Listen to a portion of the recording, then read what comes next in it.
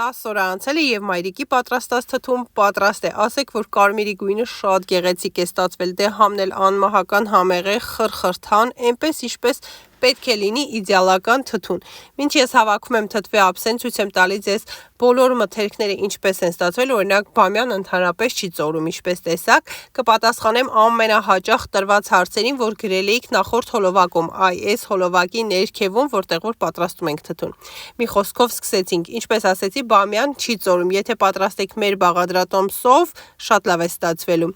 Եգիպտացորենը արդյոք խաշում ենք, նոր ենք դնում թթու, թե ոչ, այո, անպայման խաշում ենք, եթե չխաշեք, կոպիտ է ստացվելու, այսպես ավելի նուրբ է ստացվում։ Եվ ամենահաճախ տրված հարցը,